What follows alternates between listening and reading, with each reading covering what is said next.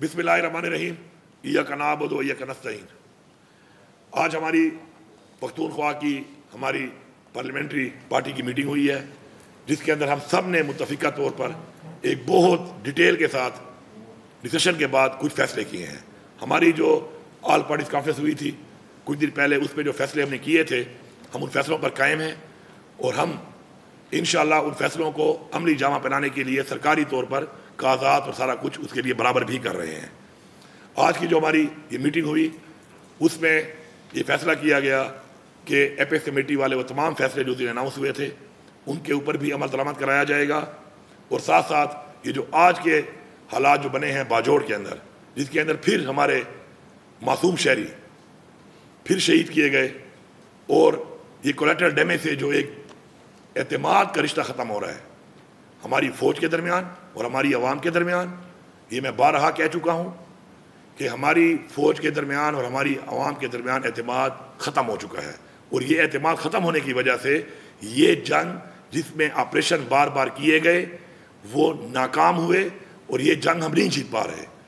हम ये चाहते हैं कि जो हमने शेड्यूल का ऐलान किया है अगले 10 दिन के अंदर हम 2-2 ज़िलों के करके और इंशाअल्लाह फिर एक ग्रैंड जिरगा बुलाएंगे तमाम उन स्टेक होल्डर्स का जो कि इन एरियाज़ के अंदर हैं जहाँ पे टेररिज्म है, और उनकी फीडबैक लेके उनके बताए हुए अमल के मुताबिक हम आगे अपना एक इंशाअल्लाह एक पॉलिसी रिव्यू करने के लिए हम ये जो बैठे हुए हैं जिनकी जिम्मेदारी है कि उन्होंने बॉर्डर को क्लियर करना है, बॉर्डर पे प्रोटेक्शन देनी है, उन तक पहुँचाएँगे।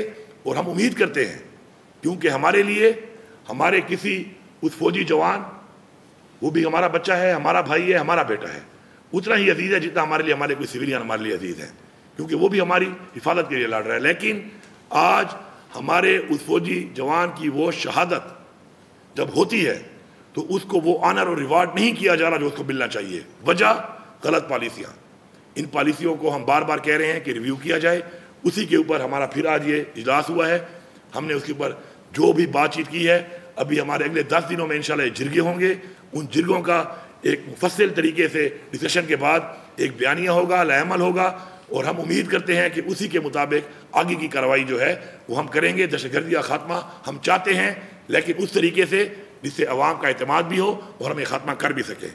इसके अलावा हमारा action in aid of civil power, ये जो एक हमारा एक चल रहा है सूबे के अंदर, इसके ऊपर भी हमारे तफूज़ात हैं। उसके ऊपर भी हमारा इंशाल्लाह एकम से स्पीकर साहब को बता दिया गया है, इंशाल्लाह एकम से हमारा असम्बली का इजलास शुरू होगा।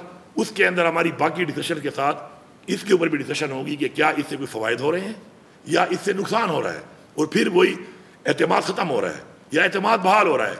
हमने अपने लोगों का एतमाद बहाल करना है। और एक वाज़ेह पैगाम है यहाँ पर सबके लिए कि हम अपनी आवाम के साथ खड़े हैं, हम अपनी आवाम के लिए हर हद तक जाएंगे।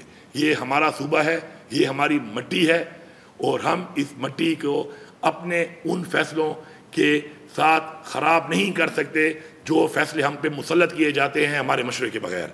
इसलिए एक वाज़ेह पैगाम है, पूरी आवाम को पैगाम है कि पख्तूनख्वा की हुकूमत, इमरान खान की पूरी पार्टी, हम सारे इमरान खान के कारकुन और बैसियत पश्तून और इस सूबे के बाशिंदे, हम सब आपके साथ हैं। और इंशाअल्लाह हम इन मसलों से आपको निकालेंगे और हम आपके साथ इन मसलों के हल के लिए हर हद तक जाएंगे और आपके साथ खड़े हैं इंशाअल्लाह। इसके अलावा मैं यहाँ पे वाज़ेह अहकाम दे रहा हूँ तमाम डिप्टी कमिश्नर्स को कि किसी तरह का कोई भी कैसी भी हालात में किसी तरह का कर्फ्यू का ऑर्डर आप नहीं करेंगे जब तक आप होम से परमिशन नहीं लेते।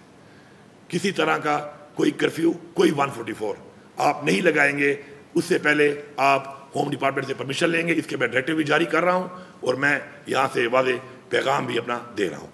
शुक्रिया।